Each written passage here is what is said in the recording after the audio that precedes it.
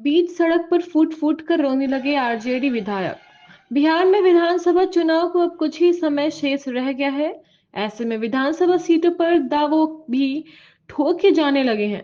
RJD chief Lalu Prasad Yadav के बड़े बेटे तेज प्रताप यादव ने इस बार हसनपुर सीट से बदले महुआ विधानसभा सीट से चुनाव लड़ने का ऐलान कर दिया है। उनके इस ऐलान के बाद महुआ से आरजेडी विधायक मुकेश रोशन की परेशानी बढ़ती दिख रही है। सीट जाने के डर से मुकेश रोशन खौफ में है। खौफ भी ऐसा कि मुकेश रोशन बीच सड़क पर फूट फूट कर रोने लगे। मुखिया पर दुपट्टा खींचने का आरोप। बिहार विधानसभा के अंदर दूसरे नंबर की पार्टी वैसे तो यह दावा करती है कि वह महिलाओं का भी काफी सम्मान करते हैं, लेकिन अब इस पार्टी के एक विधायक जी इसकी हकीकत बता रहे थे कि वह महिलाओं का किस कदर इज्जत करते हैं। उनसे इस बयान के बाद राजद विधायक की तरफ से दिए गए एक बयान को लेकर विवाद गहरा सकता है। दरअसल किशनगंज जिले के दिग्घर बैंक प्रखंड में तैनात महिला अंचलाधिकारी ने एक मुखिया पर गंभीर आरोप लगाए थे। अब इसे पूरे मामले में आरजेडी विधायक साउद असरार ने एक बयान दिया है जिसका काफी चर्चा हो रही है। राजद विधायक ने कहा है कि मुखिया पर लगे केस को खत्म किया जाना चाहिए। सच तो यह है कि मैडम तो दुपट्टा ओढ़ती ही नहीं है। लालू राबड़ी राज्य में झंडा तोलन पर मची थी होड़। राबड़ी सरकार ने 2000 में बदला गाइडलाइन। नीतीश राज में मंत्रियों को जिले का प्रभारी मंत्री बनाया जाता है। प्रभारी मंत्री की हैसियत से मंत्रीगण स्वतंत्रता दिवस गणतंत्र दिवस पर जिला मुख्यालय में झंडा तोलन करते हैं। लालू लाबड़ी राज्य में ऐसे व्यवस्था नहीं थी। स्वतंत्रता दिवस गणतंत्रता दिवस पर मंत्रियों के बीच झंडोत्तोलन को लेकर प्रतिस्पर्धा रहती थी। एक जिले से कई मंत्री होते थे, वे जिला मुख्यालय में झंडा फहराना चाहते थे, लेकिन सरकार की तरफ से स्पष्ट गाइडलाइन नहीं था। ऐसे में भारी समस्या होती थी। तब राबड़ी सरकार ने वर्ष 2000 में 1991 के दिशा निर्देश को बदलते हुए नया गाइडलाइन जारी किया था। इस तरह से लालू राबड़ी राज में 10 सालों बाद मंत्रियों को यह सुविधा दी गई थी। विमान की बेड स्क्रीन में दरार। शिलोंग जा रही फ्लाइट की पटना में इमरजेंसी लैंडिंग। राजधानी पटना में एक बड़ी खबर सामने निकल कर आ रही है। जयप्रकाश नारायण इंटरनेशनल एयरपोर्ट पर दिल्ली शिलोंग विमान की इमरजेंसी लैंडिंग हुई है। इमरजेंसी लैंडिंग का कारण बर्ड हीट बताया जा रहा है। विमान में सभी यात्री सुरक्षित हैं। ऐसा बताया जा रहा है कि पायलट ने सूझबूझ दिखाई है, जिस वजह से बड़ा हादसा टल गया है। स्पाइस जेट के विमान ने दिल्ली से सुबह 7:03 पर उड़ान भरी थी। इस विमान को सुबह 10:02 पर शिलोंग में लैंड कराना था। हालांकि पायलट को विमान में कॉकपिट में स्क्रीन में दरार नजर आया। उस वक्त विमान पटना के ऊपर से गुजर रहा था। यू ने बीपीएससी परीक्षा को लेकर जारी की एडवाइजरी। बिहार लोक सेवा आयोग द्वारा 13 दिसंबर को आयोजित किए जाने वाले 17वीं संयुक्त परीक्षा को लेकर जारी घमासान के बीच आर्थिक अपराध इकाई ने अभ्यर्थियों को लिए एडवाइजरी जारी की है। ईओयू ने कहा कि विभिन्न सोशल मीडिया द्वारा परीक्षा को लेकर अफवाह फैलाई जा रही है कि परीक्षा रद्द हो गई है, जो पूरी तरह से गलत सूचना है। ईओयू ने अभ्यर्थियों से कहा है कि वह अफवाहों पर ध्यान न दें। अंडरग्राउंड रास्ते से जा सकेंगे पटना जंक्शन, पार्किंग में भी नहीं होगी समस्या। अब पटना वासियों के लिए बड़ी सुविधा मिलने जा रही है। अब किसी काम के लिए पटना जंक्शन जाना है तो जाम की समस्या का सामना करना पड़ता था। इतना ही नहीं, कई दफे यात्री का भी शिकायत रहता था कि जाम के कारण उनकी ट्रेन छूट गई। तो इससे ही निजात मिल जाए, इसके लिए सीएम नीतीश कुमार के निर्देश पर तैयार किए जा रहे रास्ते का लगभग काम पूरा हो चुका है। दरअसल पटना जंक्शन के पास निर्माणाधीन भूमिगत मार्ग और मल्टी लेवल हब का निर्माण कार्य तेजी से पूरा करने का सीएम नीतीश ने निर्देश दिया है। बीपीएससी के स्टूडेंट दूर करे कंफ्यूजन। 13 दिसंबर को ही आयोजित होगी 17वीं पिट्टी परीक्षा। बिहार लोक सेवा आयोग की 17वीं संयुक्त प्रारंभिक परीक्षा को लेकर छात्रों में अभी भी काफी कंफ्यूजन देखने को मिल रहा है। कई छात्रों का कहना है कि इस परीक्षा का फिलहाल पोस्टपोन कर दिया जाएगा और जल्द ही नया डेट जारी किया जाएगा। दरअसल बिहार लोक सेवा आयोग के अध्यक्ष ने साफ साफ लहजे में कह दिया है कि बीपीएससी 17वीं की पीटी परीक्षा पहले से तय कार्यक्रम के अनुसार यानी 13 दिसंबर को ही आयोजित की जाएगी। एग्जाम डेट में किसी तरह का कोई भी बदलाव नहीं किया जाएगा और इसको लेकर एडमिट कार्ड भी जारी हो चुका है। डीआरआई की छापेमारी में बड़ा खुलासा। राजस्व खुफिया निदेशालय की टीम ने रविवार को शहर में कौडिहार चौक के पास वार्ड 19 हंस नगर में ढेला चालक के घर पर छापेमारी करके उससे पूछताछ की। उससे जीएसटी नंबर पर लगभग 7 करोड़ का माल बांग्लादेश भेजने का पता चला है।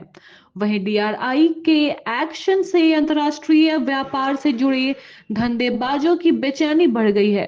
इस संबंध में विभागीय अधिकारियों से मिली जानकारी के मुताबिक आयात और निर्यात से जुड़े राजस्व की बड़ी हेराफेरी का मामला है। इसमें हिंदुओं पर हमला का माहौल, मदनी ने किया विरोध। बिहार के मुस्लिम बाहुल्य जिला किशनगंज में जमीयत उलेमा ए हिंद ने वक्फ संशोधन बिल के खिलाफ सभा आयोजित की। इस दौरान कार्यक्रम को कई मुस्लिम नेताओं ने संबोधित किया, जिसमें जमीयत उलेमा ए हिंद के राष्ट्रीय अध्यक्ष महमूद सैयद अशम मदनी, जमीयत उलमा ए हिंद के महासचिव मौलाना हकीमुद्दीन काशमी और नेपाल के मंत्री और जमीयत उलेमा नेपाल के अध्यक्ष मुफ्ती खालिद सिद्दीकी शामिल हैं। वहीं मौलाना महमूद सैयद अशद मदनी ने बांग्लादेश में उस मुल्क के अल्पसंख्यक पर हो रहे हमले की निंदा की। उन्होंने ऐसे इस्लाम विरोधी बताया। बिहार में मुस्लिम नेताओं का हुआ जुटान। बिहार के मुस्लिम बाहुल्य जिला किशनगंज में जमीयत उलेमा ए हिंद की आम सभा हुई। वक्फ संशोधन बिल के खिलाफ ये सभा शहर के लहरा चौक स्थित मैदान में आयोजित की गई थी। किशनगंज में रविवार को आयोजित इस कार्यक्रम में मौलाना मदनी ने कहा कि आज प्लेस ऑफ वर्कशिप एक्ट को नजरअंदाज करके फैसला सुनाए जा रहे हैं। उन्होंने मुसलमानों को सोचकर फैसला लेने की अपील की, बुराई को भलाई के साथ दूर करने की सलाह दी। उन्होंने कहा कि वक्त बदलता है, हम हमेशा एक जैसे नहीं रह सकते। महुआ से विधानसभा चुनाव लड़ेंगे तेज प्रताप। हसनपुर के विधायक और राजद सुप्रीमो लालू प्रसाद यादव के बड़े लाल तेज प्रताप यादव ने महुआ विधानसभा से चुनाव लड़ने का ऐलान किया है। कहा कि मैंने महुआ में सड़क और अस्पताल बनवाया, महुआ का विकास करवाया, यहां से हम फिर चुनाव लड़ेंगे। हम चुनाव नहीं लड़ेंगे तो कौन लड़ेगा? प्रताप यादव ने कहा प्राइवेट अस्पताल में कराएं इलाज। बिहार सरकार के पूर्व मंत्री तेज प्रताप यादव ने मुख्यमंत्री की महिला संवाद यात्रा पर तंज कसा है। उन्होंने कहा है कि बिहार में लूट, हत्या और रेप की घटनाएं हो रही हैं। इस यात्रा से कोई फायदा नहीं होने वाला है। उन्होंने यह भी कहा कि सीएम महिलाओं का अपमान करते हैं। स्वास्थ्य मंत्री पर तंज कसते हुए उन्होंने कहा कि स्वास्थ्य व्यवस्था सही नहीं है, इसलिए लोग सरकारी अस्पताल छोड़कर प्राइवेट में इलाज कराएं। तस्करों के खिलाफ उत्पाद विभाग की बड़ी कार्रवाई। अवैध शराब और उसके तस्करों पर नकेल कसने के लिए बिहार के अलग अलग जिलों में कार्रवाई चल रही है। इसी क्रम में जमुई में बड़ी सफलता हाथ लगी है। जमुई के उत्पाद विभाग ने शराब तस्करों के खिलाफ बड़ी कार्रवाई की है। जिला के बिहार और झारखंड राज्यों को जोड़ने वाली सीमाई चकाई चेक पोस्ट पर भारी मात्रा में स्प्रिट और शराब जब्त किया गया है। साथ ही मौके से 3 शराब तस्करों को भी गिरफ्तार किया गया है। नीतीश कुमार बनाएंगे दरभंगा को बिजनेस हब। संजय झा ने इस परियोजना को बताया गेम चेंजर। जदयू के राष्ट्रीय कार्यकारी अध्यक्ष सह राज्यसभा सांसद संजय झा ने कहा कि दरभंगा का विकास अगले 5 वर्षों में सबसे तेजी से होगा। उन्होंने कहा कि बड़ी बड़ी कंपनियां इस इलाके में निवेश करने के लिए आएंगी। सांसद ने कहा कि दरभंगा एयरपोर्ट और आमस दरभंगा एक्सप्रेस वे इस शहर के विकास के लिए गेम चेंजर साबित होगा। उन्होंने कहा कि मुख्यमंत्री नीतीश कुमार दरभंगा विकास को लेकर गंभीर हैं। नीतीश कुमार के नेतृत्व में दरभंगा बिजनेस हब के रूप में विकसित हो रहा है। सी ने सोनिया गांधी को बताया देशद्रोही, बोले ये टुकड़े टुकड़े गैंग के लोग। भाजपा नेता और केंद्रीय मंत्री गिरिराज सिंह ने कांग्रेस के पूर्व अध्यक्ष सोनिया गांधी को देशद्रोही बताया है। उन्होंने कहा है कि सोनिया गांधी और राहुल गांधी देशद्रोही का काम करते हैं। ये लोग जॉर्ज सोरोस जैसे भारत विरोधी लोगों के संपर्क में हैं, उनसे फंडिंग कराते हैं। गिरिराज सिंह ने कहा है कि ये टुकड़े टुकड़े गैंग के लोग देश को तोड़ने पर लगे हुए हैं। जॉर्ज सोरोस की भाषा राहुल गांधी भारत में बोलते हैं और राहुल गांधी की भाषा वहां सोरोस बोलते हैं। इस पर सोनिया गांधी और राहुल गांधी को जवाब देना चाहिए। झारखंड के पारा शिक्षकों के लिए खुशखबरी, इतना बढ़ गया वेतन, एरियर भी मिलेगा। झारखंड के सहायक अध्यापकों के लिए हेमंत सोरेन सरकार की ओर से बड़ा तोहफा मिला है। उनके मानदेय में 4% की बढ़ोतरी की गई है। मानदेय में बढ़ोतरी का पत्र भी जारी कर दिया गया है। झारखंड शिक्षा परियोजना द्वारा जिले को भेजे गए पत्र में कहा गया है कि प्रति वर्ष मानदेय में तय राशि की बढ़ोतरी की जाएगी। राज्य के शहरी क्षेत्र के स्कूलों में काम कर रहे शिक्षकों को 2 वर्ष का और शेष शिक्षकों को 1 वर्ष का एरियर भी मिलेगा। इतना ही नहीं, आकलन परीक्षा में सफल होने वाले शिक्षकों को मानदेय में होने वाली 10% की वृद्धि के संभव भी के निर्देश दिए गए हैं। झारखंड विधायक ने अलग अंदाज में दाखिल हुए, जेएलकेएम विधायक जयराम महतो। डुमरी विधानसभा सीट से विधायक चुने गए झारखंड लोकतांत्रिक क्रांतिकारी मोर्चे के नेता जयराम महतो सोमवार को अलग अंदाज में झारखंड विधानसभा में दाखिल हुए। 4 दिवसीय विधानसभा सत्र के पहले दिन शर्ट पैंट और सफेद रंग की जैकेट में जब जयराम महतो विधानसभा पहुंचे तो वह नंगे पैर थे। हाथ में एक लाल डायरी थी। विधानसभा में दाखिल होने से पहले उन्होंने डायरी की को बाएं हाथ में रखा और घुटने के बल बैठकर सिर झुकाया।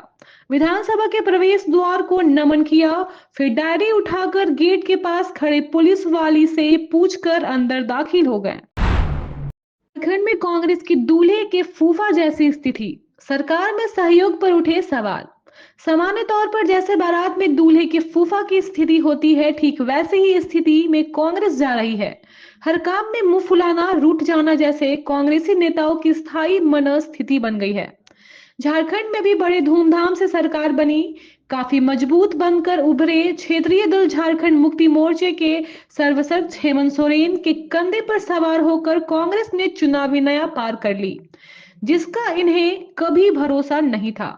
अब होना यह चाहिए था कि कांग्रेस ठीक ठाक से शुरुआत होने देती, लेकिन आरंभ से ही यहाँ रूठने का क्रम शुरू हो गया है, जैसे कि बारात में दूल्हे के फूफा का होता है। बगैर मनाए इनके नेता अपने मान भी गए और बाराती बनकर नाचे भी। मंत्रिमंडल के विस्तार के पहले और बाद में भी इनके नेताओं का रोल पूरे झारखंड ने देखा। झारखंड विधानसभा का अध्यक्ष रविंद्रनाथ महतो का बनना तय, सीएम आवास में हुई बैठक। नाला विधायक रविंद्रनाथ महतो का लगातार दूसरी बार झारखंड विधानसभा का अध्यक्ष बनना तय माना जा रहा है। मुख्यमंत्री हेमंत सोरेन की अध्यक्षता में एटिया गठबंधन दलों झामुमो कांग्रेस राजद के नवनिर्वाचित विधायकों की रविवार को हुई बैठक में झारखंड विधानसभा अध्यक्ष के पद पर चुनाव के लिए रविंद्रनाथ महतो के नाम का प्रस्ताव रखा जाए। सूत्रों के अनुसार मुख्यमंत्री हेमंत सोरेन सत्ता पक्ष से रविंद्रनाथ महतो के नाम का प्रस्ताव सदन में करेंगे।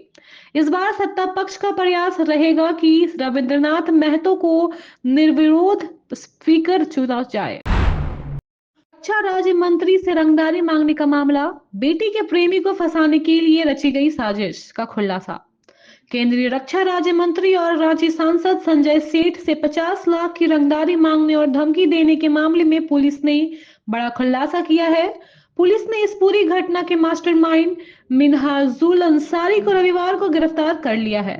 आरोपी कांके थाने क्षेत्र के होचर के गढ़ हुसीर का निवासी है।